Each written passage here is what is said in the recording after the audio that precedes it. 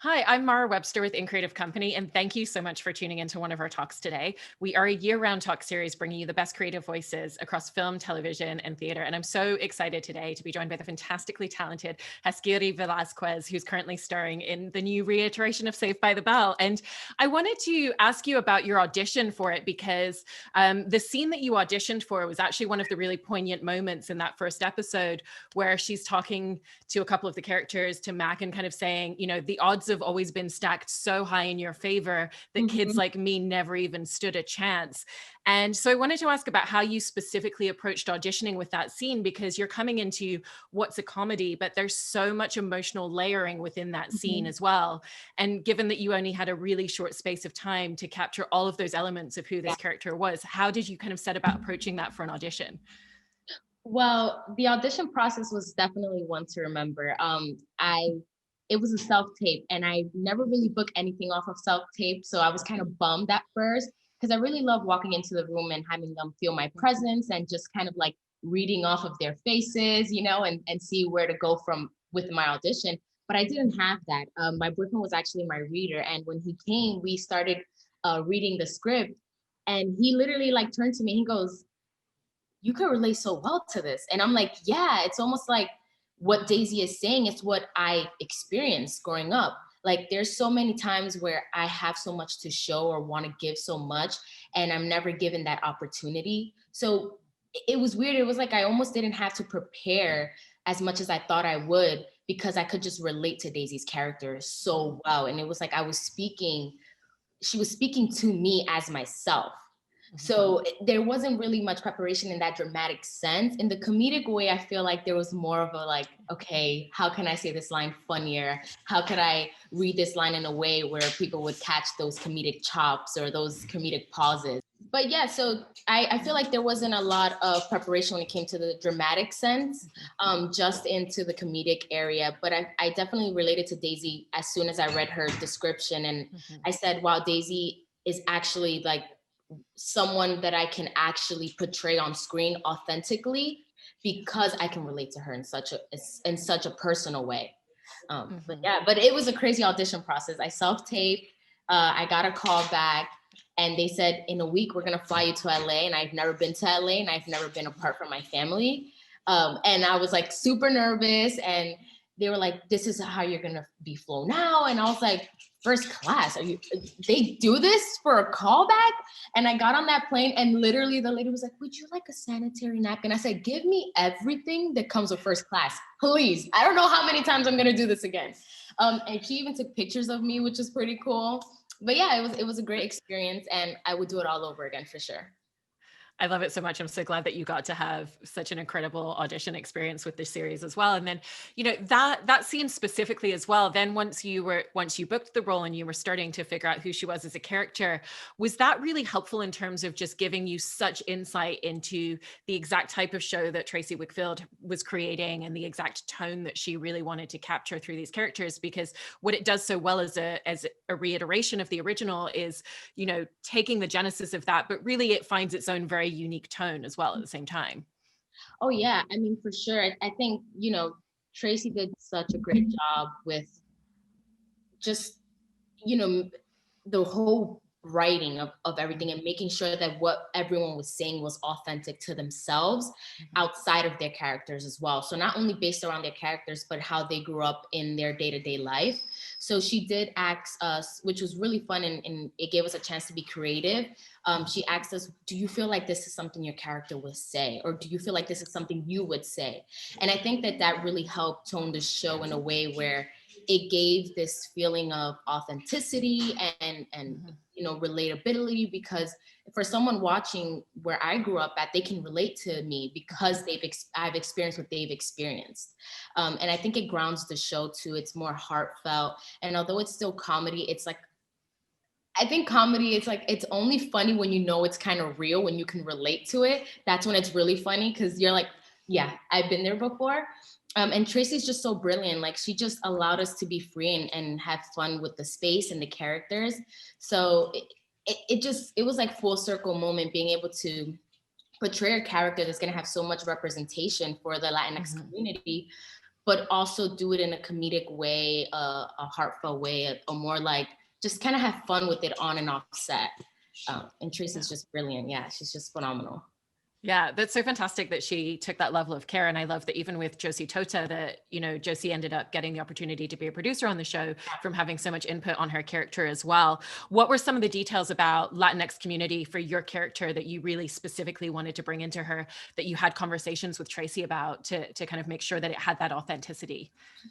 For sure. I remember telling Tracy that I would love for my character to speak Spanish.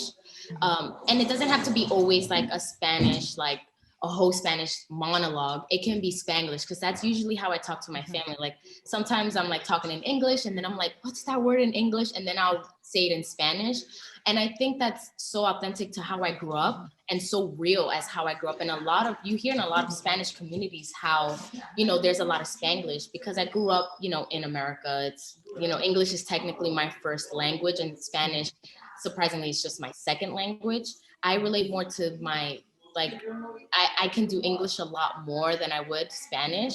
But yeah, but I did speak to Tracy about it and having us speak Spanish, especially for me and Alicia, because when the cameras did yell cut, Alicia and I would turn to each other and we would speak in Spanish. That's how we connected and how we related. And I think it was so important for us to put that out there so that it can be relatable to the Latinx community, so that they can feel a part of it, and just really resonate with Daisy or Aisha's character. And honestly, Tracy was so open to it. She's like, yeah, you know, when it comes to that moment, just whatever you want to say in that moment, you say it. I'm not going to tell you how to say it, what to say. You say it as yourselves, and then we'll go back and then we'll just translate it. And we'll have a little like the transcribed at the bottom, but you do what you feel is right. And I love that, because it made me feel like my voice was being heard. And it made me feel like she really took into consideration my culture and how I was brought up, and really wanted me to feel like I was welcomed in that space. Yeah. And I love that you were mentioning the friendship with Aisha that Daisy has, because that was one of my favorite dynamics to watch on the show between the two of them. And so I wanted to ask about how you and Alicia worked together to kind of like figure out what that history and what that intimacy between the two of them was going to look like as friends. Yeah. You know what's funny? When I first met Alicia, she literally came into the we had our table read, and she came into the office, and it was like 7 a.m. and it was super quiet. I was literally like the first one to arrive. And I was sitting down and I'm just like trying to take it all in and trying to like, you know, understand what's going on, who's who. And she walks into the door and she was like, Tom! And she yells so loud. And I'm like, oh my God, this girl has to be Dominican. She has to be one of me, because that's what I would have done if I felt that comfortable in that space. And it's because she did work with one of our camera ops in a previous project. So as soon as I saw her, I was like, okay, we're definitely gonna hit it off, because that's what I would have done if I would have walked in feeling comfortable in that space. And not that I didn't feel comfortable, but I was kind of like quiet, trying to take it all in. And she kind of brought me out of my shell those first couple moments. And after our table read, we literally sat down at Aroma Cafe and we sat there for maybe like 4 or 5 hours just talking and seeing, you know, our similarities, our differences, our cultural, how similar we are in our Dominican culture. And it was just really fun. I felt like I had a sister from the moment she walked in the door, and it made me feel welcomed and it made me feel safe, especially because it was my first time in LA. I didn't know anybody, so she was my first friend. And I think that, you know, having that genuine relationship with her definitely helped with Aisha and Daisy's relationship on screen, so it can look like, you know, we actually are best friends, because in real life we kind of are now. Yeah. And you were touching on, you know, the specifics of the comedy in the show a little bit before, and the way that it comes from a lot of emotional truth. And so I wanted to talk a little bit about how you kind of figured out the different ways that you were going to structure in the different tones of comedy, because obviously there's a huge difference between the comedy that comes into play when they're talking about socioeconomic disparity, as there is to the moments where, you know, Daisy's realizing that Jamie and Mac like the same girl. And that kind of requires a different type of skill set from you. So what were the different ways that you would think about the comedic moments and map them out depending on the emotional beats of what was happening in a scene? That's a good question. I think I definitely played off of what was happening around me, Mhm. because I wanted it to feel as real as it should be. And I didn't want it to make it feel like I was joking about the situation. I wanted it to be funny, but not make fun of it, if that makes sense. Yeah. So it was a lot of speaking to Tracy, because when she was on set, Tracy was just a really huge help. And, I would ask her, don't give me a line reading, but tell me more of what kind of emotion you want this to, portray on screen after, all the edits.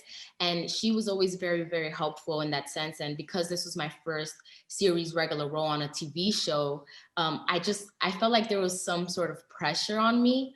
But then, having Tracy there, having some of the writers, and having my amazing cast, they allowed me to, there was a space where I could bring Daisy to life as myself.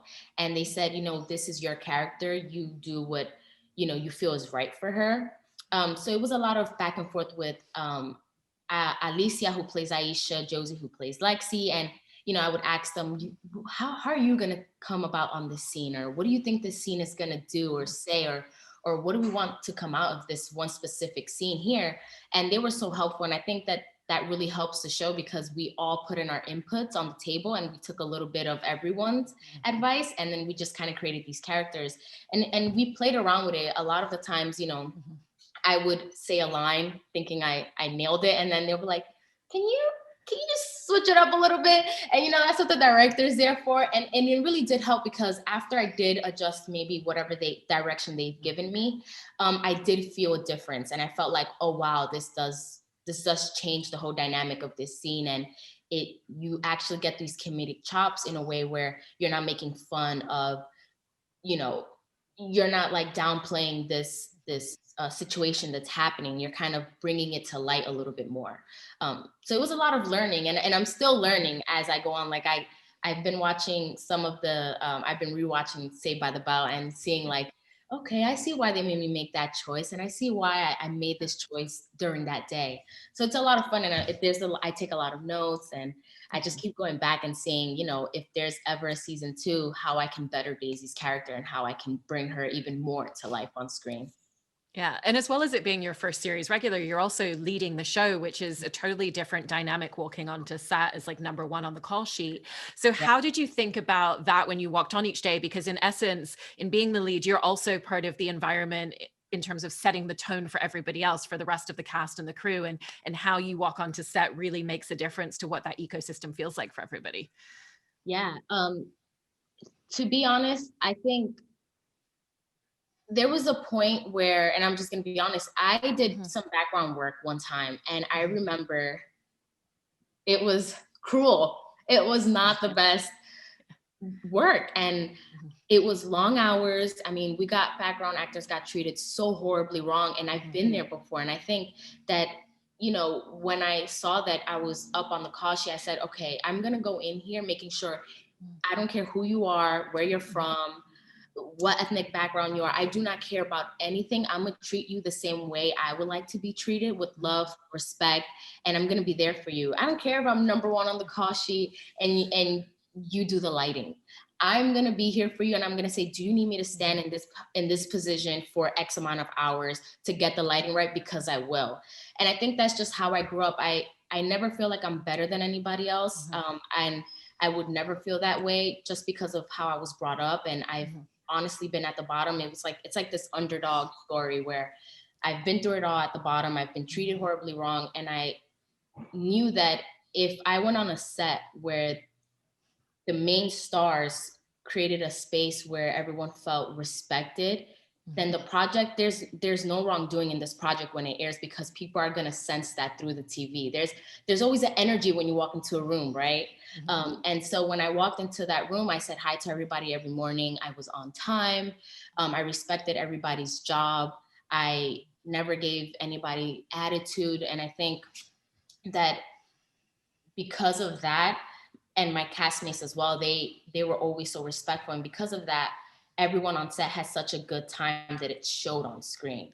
I talk to the background actors all the time, and we joke around a lot. And I mean, I follow some of them on Instagram. And it's just a place where you want to make sure everyone feels welcomed, and you want people to have fun, because these are also actors who are trying to make it in the industry, right? So if they ask me for advice, who am I to not give?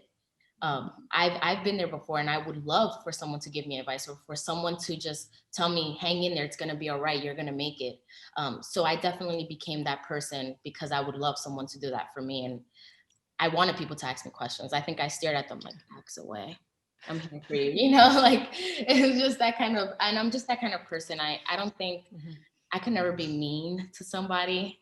And I don't want to be mean. So I definitely wanted to make sure that I created a space where people didn't feel intimidated or felt out of place, that they just felt welcomed, loved, and for them to have fun. And my dad always tells me, whatever you do, make sure you have fun with it. And so I try to have as much fun as I can. Yeah, I love that so much. And there's also such an essence of that in terms of who Daisy is as a character. You know, she's never just thinking about herself. She's always thinking about every single person around her. It's not, how can I make this school work for me? It's, how can I make the school work for everybody on both sides of the spectrum? You know, and even the potential that she sees in people. Like when she meets Max, she doesn't write him off. She sees potential in him, even that he doesn't see in himself, to be a slightly different person, and you know, his abilities where he's just not living up to his potential.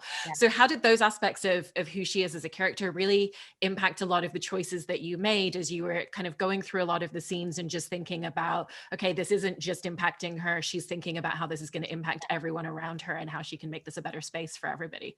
Yeah, it's kind of creepy, because every time I think about Daisy's character and her characteristic traits and what she does and how she says it and why she makes these choices, I could always relate to her outside of that and into my personal life.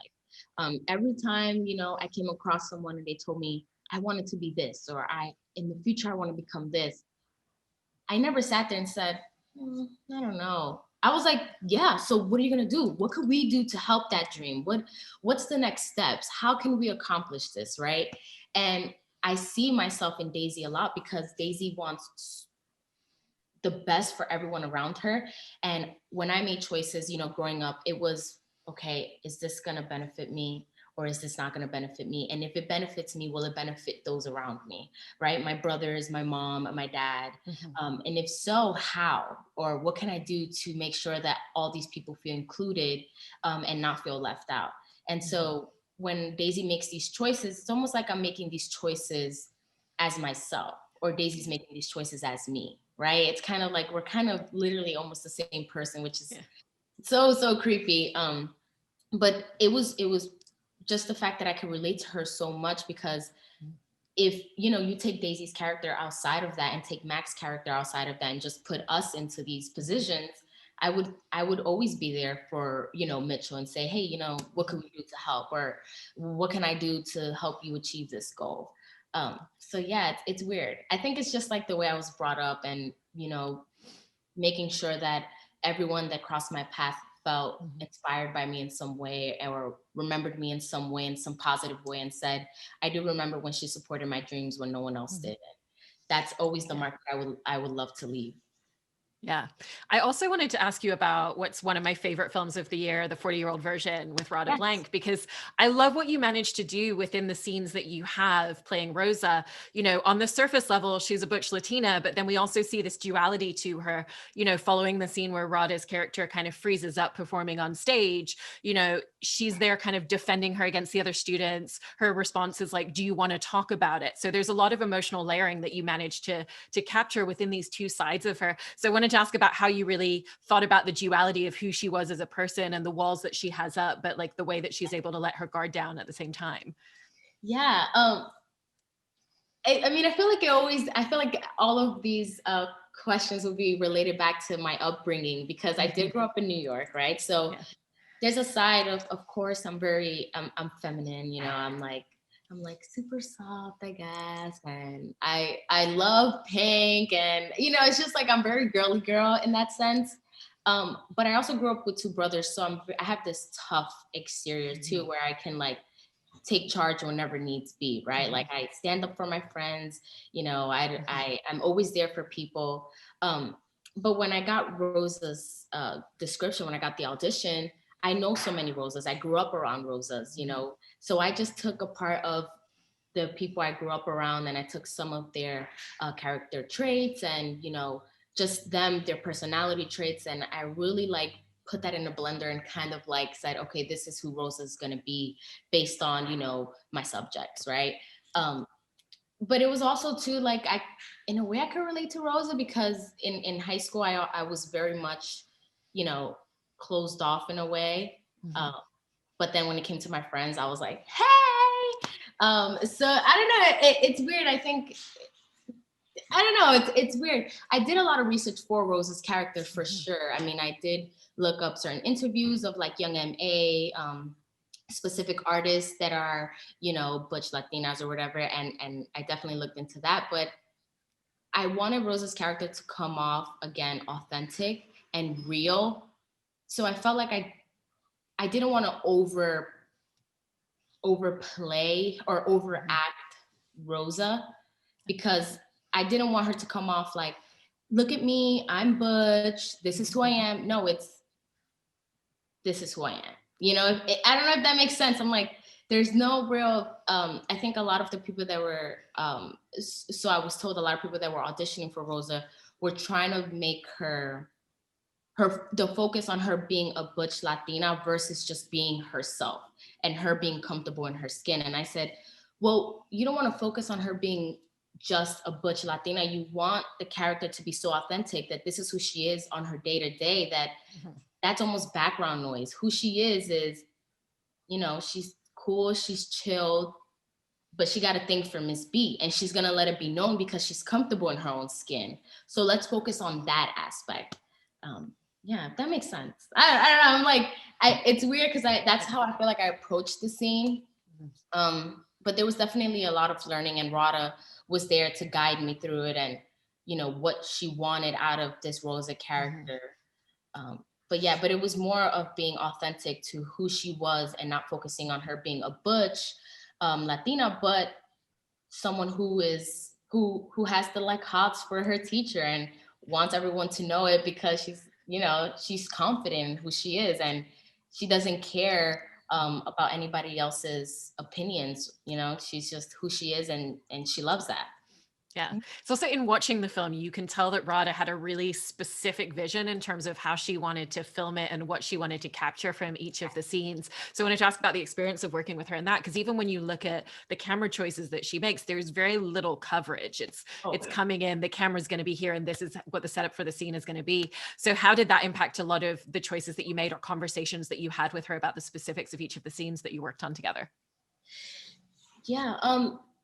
You know, Radha, had a clear vision of what she wanted, and because her vision was so clear, she executed it so well.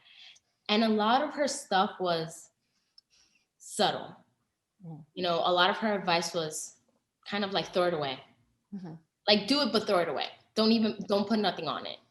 And I think it helps so much for just with me and the cast for us to kind of just throw away these things because we're playing these kids who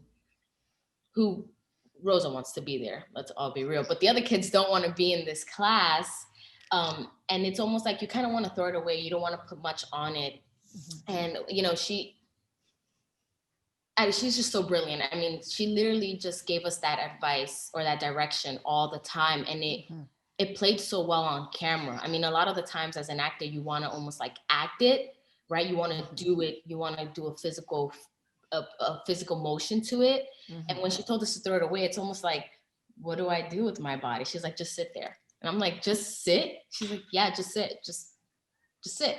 And it read so loud on screen. And when I saw it come together, I was like, wow, I can't believe that just, you know, us sitting there created this whole entire like vision or created this powerful scene that you would have never gotten if it was overplayed. But she's just so brilliant, and she's been working on this project from what she told me, maybe like 4 years. So it's definitely a lot of nitpicking and making sure what she wanted to put on screen was a real New York story and nothing like cliche or anything like that. Yeah. And you were mentioning with Saved by the Bell. No, you did in so much detail, and I love it. And you were mentioning that you've been rewatching some of your Saved by the Bell episodes and really starting to think about if there's a season 2, what are some of the aspects that I could continue working on with Daisy? What are some of those details that you've kind of picked up that you really want to continue evolving and developing in her as a character if you get the opportunity to continue playing her? There's a lot. I think one of the things I want to do is kind of like maybe ground Daisy a little more. Maybe I would say ground her for sure. Like really ground her and make her. It's very hard. I have like a bunch of notes, but almost kind of like take a book out of Radha's thing and kind of like don't put nothing on it and really show, because Daisy's when I do Daisy's character on set and there's a lot of like, Daisy's always talking. There's moments where there's like little moments where Daisy is kind of like quiet, and I really want those moments to speak up, without saying anything, but have volume, if that makes sense. I want those moments to read on screen as like, okay, there's a reason why she doesn't have anything to say. There's a real emotion she's feeling there. There's a twist or a shift in her mind, and what is she thinking? And I want people to kind of relate to that a little more. I don't want them to be so focused on maybe the dialogue parts, but really those quiet moments of Daisy where she's more into herself and she's processing what's going on in this Bayside and how could she fix it.